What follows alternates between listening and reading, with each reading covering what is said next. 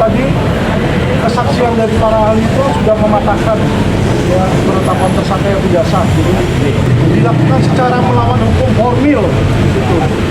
Ya nggak kasih SPDP di situ, terus bahkan yang ngasih keterangan pers harusnya kabar Eskrim atau Kapolri malah hadir gitu, dan banyak hal lainnya seperti yang tadi dibilang bahwa nggak ada mens rea. Ya mereka mempermasalahkan adanya akte tanah yang pakai nama pengurus, yang disebutkan oleh ahli bahwa itu bukanlah pidana. Karena kalau orang mau pidana, mau ngambil atau mau nyolong, dia nggak akan bikin surat dan bilang bahwa ini bukan punya saya. Justru dia akan ambil, dia jual, dia akan mengaku itu punya dia.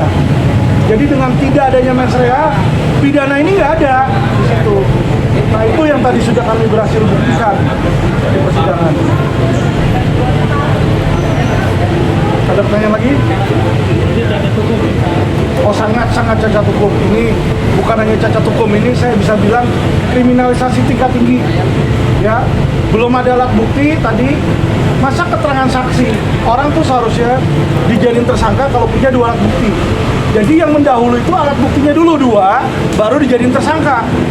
Ini dia dijadiin tersangka November 2023. Alat buktinya keterangan ahlinya baru diperiksa tanggal 2 April 2024 ketika kita perapit. Nah apaan itu? Mana ada dijadiin tersangka dulu, saksi belakangan, bukti belakangan. Ya ini sangat ngawur. Ya yang mereka mau lakukan di sini adalah, kalau saya lihat dugaan justru yang mau menggelapkan dan mau mencuri itu oknum Mabes kalau menurut saya. Karena uang ratusan miliar itu semua diblokir. Dan uang ini uang untuk kepentingan masyarakat loh. Ya santri-santri, ya ulama-ulama di pesantren. Mereka nggak mikirin ke sana.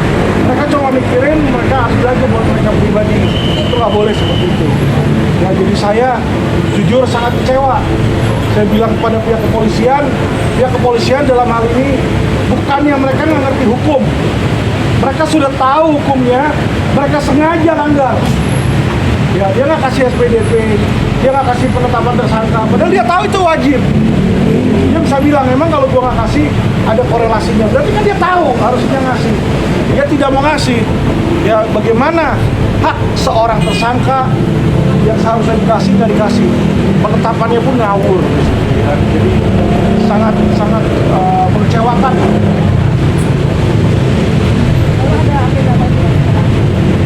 Jadi besok pemeriksaan saksi dari pihak kepolisian. Jadi polisi katanya akan menghadirkan 1 orang saksi. Menurut saya saksi yang akan dihadirkan saksi pidana. Ya, tapi kita lihat aja. Tadinya ada 3, tapi dia bilang cukup menghadirkan 1. Tidak apa-apa, biar cepat aja. Bang, tadi dari hasil sidang ini berarti bisa disebut bisa merugikan warga sekitar juga ya Bang ya? Karena kan bisa ditarik, gimana Bang? Sangat merugikan masyarakat. Makanya tadi saya tanyakan kepada ahli TPPU kalau hal seperti ini, ya kan, apakah uang pesantren itu untuk masyarakat atau untuk orang tertentu? Dijawab ini untuk masyarakat. Yayasan ini untuk masyarakat. Ya berarti otomatis yang dilakukan oleh Barreskrim ini merugikan masyarakat. Selama ini dia selalu bilang dengan pasal 2 Undang-Undang Nomor 2 Tahun 2002 tentang kepolisian, polisi adalah pelindung, pengayom, dan pelayan masyarakat. Kenyataannya mereka adalah maling, rampok, dan pesuruh dari oligarki. Ya, itu yang saya nggak suka. Mereka sudah tahu hukumnya bagaimana, tapi mereka langgar sengaja. Ini yang sangat parah, ya. Dan ini merugikan masyarakat. Kalau sekarang masyarakat Indramayu yang kena, kita nggak tahu suatu saat mungkin masyarakat Jakarta, masyarakat IKN, dan masyarakat mana lagi. Ya disinilah makanya masyarakat ini harus berteriak dan lakukan no viral no justice. Karena saat ini satu-satunya tonggak alat kita ini no viral no justice, Pak. Korelasinya dengan kehadiran saksi ahli dari IKN dalam pemberian ini apa? Kita cuma mau nunjukin ke mereka bahwa penyidik aja ya nggak taat sama Kapolri. Ini kan ada yang namanya perkap. Perkap itu sudah bilang yang boleh ini si A, si B. Udah dijelas hitam di atas putih loh. Ya jadi dia nggak bisa bilang gua kagak tahu. Kalau undang-undang lain lo boleh nggak tahu. Tapi kalau peraturan Kapolri yang Kapolri buat anggota, lu kagak tahu, kerja lu apa? Pertanyaan saya. Ya kalau itu aja peraturan Kapolri aja, dengan sengaja dia langgar, dia nggak respect sama Kapolri, sama pimpinannya dia nggak respect, dia injek-injek itu pimpinan. Ya toh, dan terus bagaimana? Kita mau nunjukin ke masyarakat bahwa ini loh polisi, dalam keseharian mereka, baik itu dalam penyelidikan, penyidikan, maupun dalam aturan, semua mereka langgar, semua mereka terobos. Ya, mereka nggak peduli, karena mereka merasa diri mereka ada di atas hukum. Nah, itulah yang saya lawan, oknum-oknum itu. Bukan polisinya. Polisinya semua baik, institusinya baik. Ya, tapi oknum-oknum brengsek itu banyak, sehingga menjadikan Polri adalah sebagai institusi kepolisian terkorup di Asia Tenggara. Nah, ini yang harusnya dirubah, Pak. Bang, ada pesan nggak? Ya. Pesan tambahan saja sedikit.